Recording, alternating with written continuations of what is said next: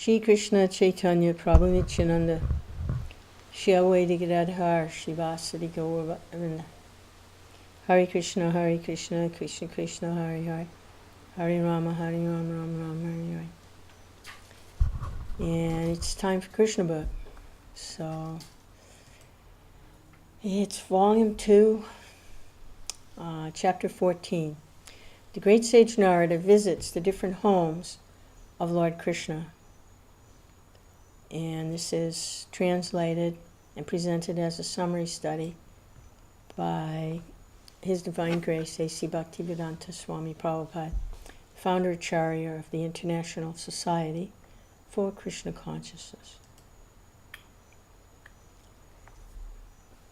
The great sage Narada heard that Lord Krishna had married 16,000 wives after he had killed the demon Narakasura, sometimes called Bhaumasura. Narada became astonished that Lord Krishna had expanded himself into 16,000 forms and married these wives simultaneously in different palaces. Being inquisitive as to how Krishna was managing his household affairs with so many wives, Narada desired to see these pastimes, and so set out to visit Krishna's different homes. When Narada arrived in Dwarka, he saw that the gardens and parks were full of various flowers of different colors, and orchards that were overloaded with a variety of fruits. Beautiful birds were chirping, and peacocks were delightfully crowing. There were tanks and ponds full of blue and red lotus flowers, and some of these sites were filled with varieties of lilies. The lakes were full of nice swans and cranes, whose voices resounded everywhere. In the city there were as many as 900,000 great palaces built of first-class marble, with gates and doors made of silver. 900,000. The posts of the houses and palaces were bedecked with jewels, such as touchstone, sapphires, and emeralds, and the floors gave off a beautiful luster. The highways, lanes, streets, crossings, and marketplaces were all beautifully decorated, and the whole city was full of residential homes, assembly houses, and temples, all of different architectural beauty. All of this made Dwarka a glowing city. The big avenues, crossing lanes, streets, and also the thresholds of every residential house were very clean. On both sides of every path there were bushes, and at irregular intervals there were large trees that shaded the avenues so that the sunshine would not bother the passerby. In this greatly beautiful city of Dwarka, Lord Krishna, the Supreme Personality of Godhead, had many residential quarters. The great kings and princes of the world used to visit these palaces just to worship him. The architectural plans were made personally by Vishvakarma, the engineer of the demigods. And in the construction of the palaces, he exhibited all of his talents and ingenuity. These residential quarters numbered more than 16,000, and a different queen of Lord Krishna resided in each of them. The great sage Narada entered one of these houses and saw that the pillars were made of coral, and the ceilings were bedecked with jewels. The walls, as well as the arches between the pillars, glowed from the decorations of different kinds of sapphires. Throughout the palace there were many canopies made by Vishvakarma that were decorated with strings of pearls. The chairs and other furniture were made of ivory, bedecked with gold and diamonds, and jeweled lamps dissipated the darkness within the palace. There was so much incense and flavored gum burning that the scented fumes were coming out of the windows. The peacocks sitting on the steps became illusioned by the fumes, mistaking them for clouds, and began dancing jubilantly. There were many maidservants, all of whom were decorated with gold necklaces, bangles, and beautiful saris. There were also many male servants who were nicely dressed in cloaks and turbans and jeweled earrings. Beautiful as they were, the servants were all engaged in the different household duties. Narada saw that Lord Krishna was sitting with Rukmini Devi, the mistress of that particular palace, who was bearing the rod of a chamara whisk.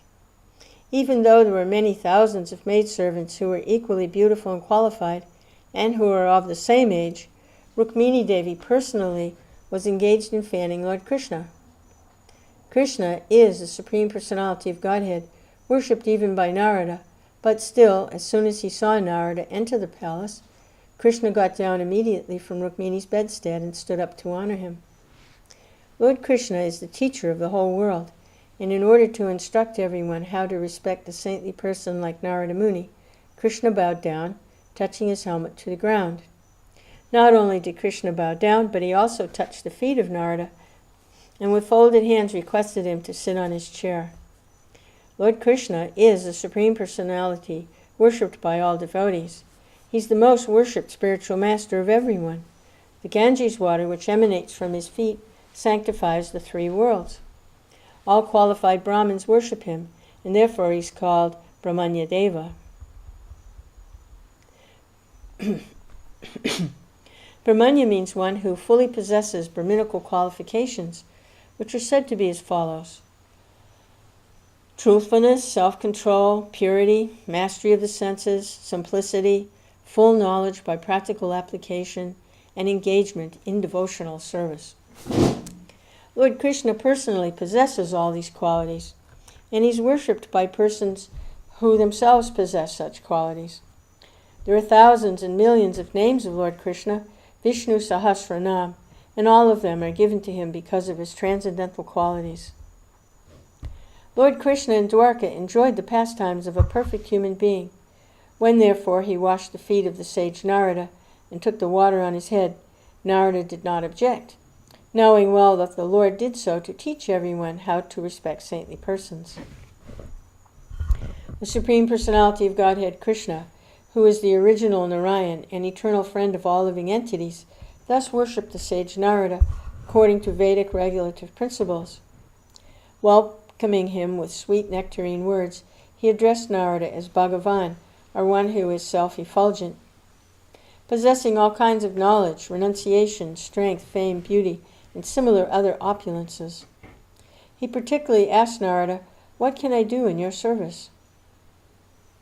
Narada replied, "My dear Lord, this kind of behavior by your lordship is not at all astonishing, because you are the Supreme Personality of Godhead and master of all species of living entities.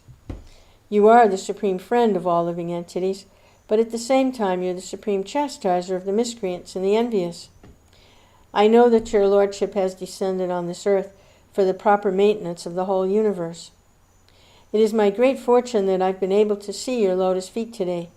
Anyone who becomes attached to your lotus feet is elevated to the supreme position of neutrality and is uncontaminated by the material modes of nature.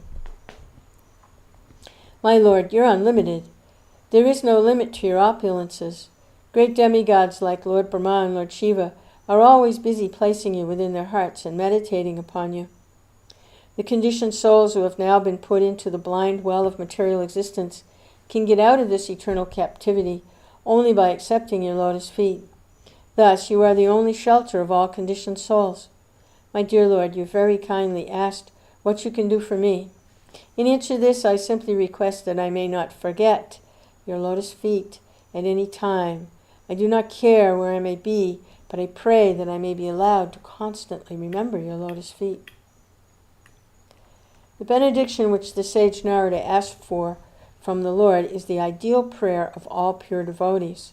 A pure devotee never asks for any kind of material or spiritual benediction from the Lord, but his only prayer is that he may not forget the lotus feet of the Lord in any condition of life. A pure devotee does not care whether he is put in heaven or hell. He's satisfied anywhere, provided he can constantly remember the lotus feet of the Lord. Lord Chaitanya also taught this same process of prayer in his Shikshastika, in which he clearly stated that all he wanted was devotional service birth after birth. A pure devotee does not even want to stop the repetition of birth and death. To a pure devotee, it does not matter whether he has to take birth again in the various species of life. His only ambition is that he may not forget the lotus feet of the Lord in any condition of life. After departing from the palace of Rukmini, Narada wanted to see the activities of Lord Krishna's internal potency, Yogamaya. Thus he entered the palace of another queen, and there he saw Lord Krishna engaged in playing chess, along with his dear wife and Uddhava. The Lord immediately got up from his seat and invited Narada Muni to sit on his personal seat. The Lord again worshipped him with as much paraphernalia for a reception as he had in the palace of Rukmini. After worshipping him properly, Lord Krishna acted as if he did not know what had happened in the palace of Rukmini. He therefore told Narada, "My dear sage, when your holiness comes here, you are full in yourself.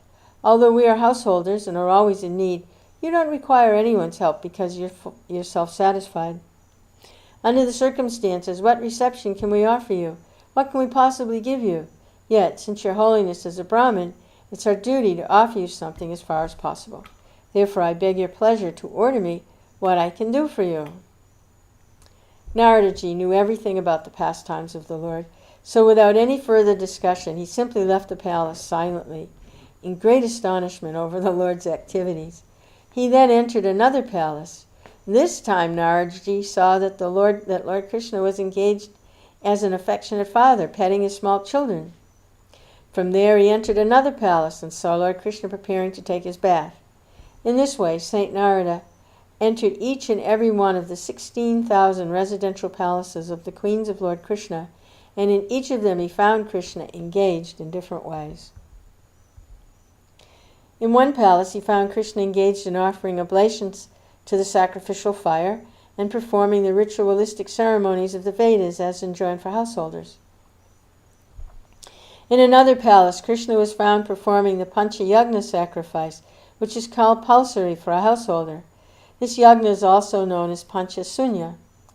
Knowingly or unknowingly, everyone, specifically the householder, is committing 5 kinds of sinful activities. When we receive water from a pitcher, we kill many germs that are in it.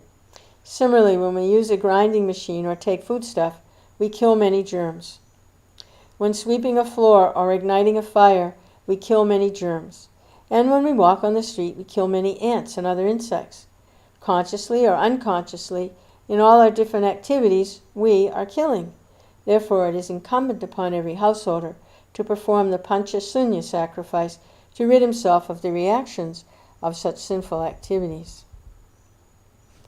In one palace, Lord Krishna was found engaged in feeding Brahmins after performing ritualistic yagnas. In another palace, Narada found Krishna engaged in silently chanting the Gayatri mantra, and in a third he found him practicing fighting with a sword and shield. In some palaces, Lord Krishna was found riding on horses or elephants or chariots and wandering hither and thither. Elsewhere he was found lying down on his bedstead, taking rest, and somewhere else he was found sitting in his chair, being praised by the prayers of his different devotees.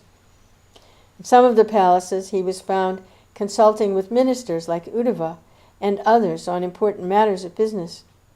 In one palace he was found surrounded by many young society girls, enjoying in a swimming pool. In another palace he was found engaged in giving well-decorated cows in charity to the Brahmins, and in another palace he was found hearing the narrations of the Puranas or histories, such as the Mahabharata, which are supplementary literatures for disseminating Vedic knowledge to common people by narrating important instances in the history of the universe. Somewhere Lord Krishna was found enjoying the company of a particular wife by exchanging joking words with her. Somewhere else he was found engaged along with his wife in religious ritualistic functions. Since it is necessary for householders to increase their financial assets for various expenditures, Krishna was found somewhere engaged in matters of economic development. Somewhere else he was found enjoying family life according to regulative principles of the Shastras. In one palace he was found sitting in meditation as if he were concentrating his mind on the Supreme Personality of Godhead, who is beyond these material universes. Meditation, as recommended in authorized scripture, is meant for concentrating one's mind on the Supreme Personality of Godhead, Vishnu.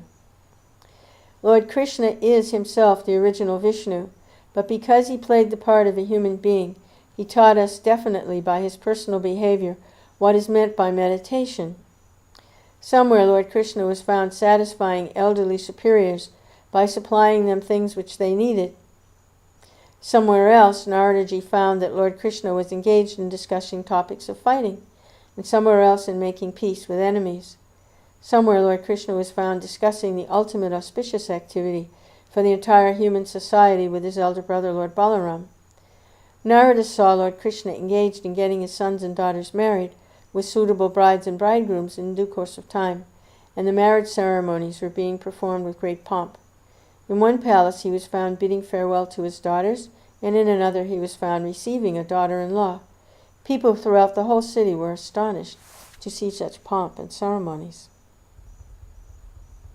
Somewhere the Lord was seen engaging in performing different types of sacrifices to satisfy the demigods, who are only his qualitative expansions.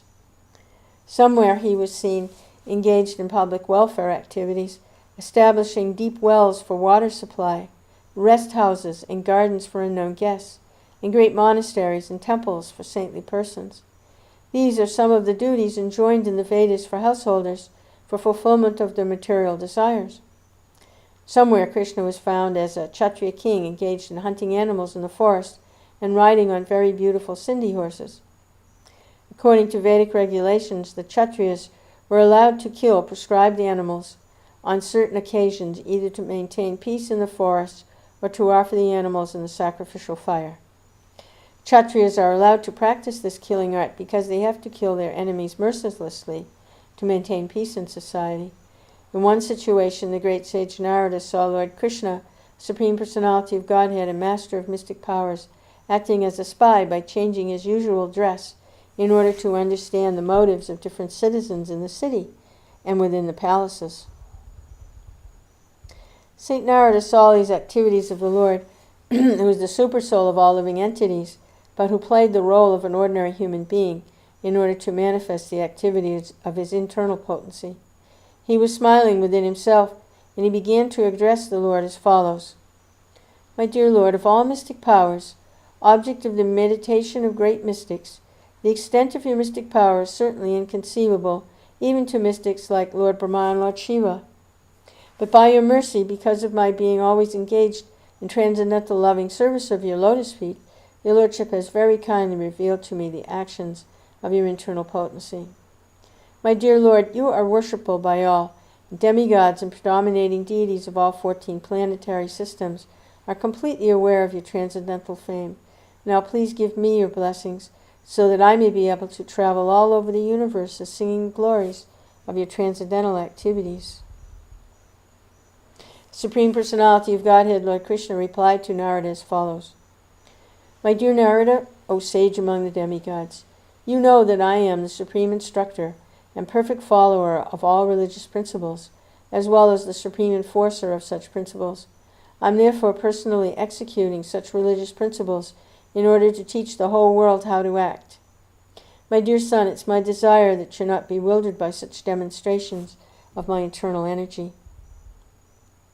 The Supreme Personality of Godhead was engaged in his so-called household affairs in order to teach people how one can sanctify one's household life, although he may be attached to the imprisonment of material existence.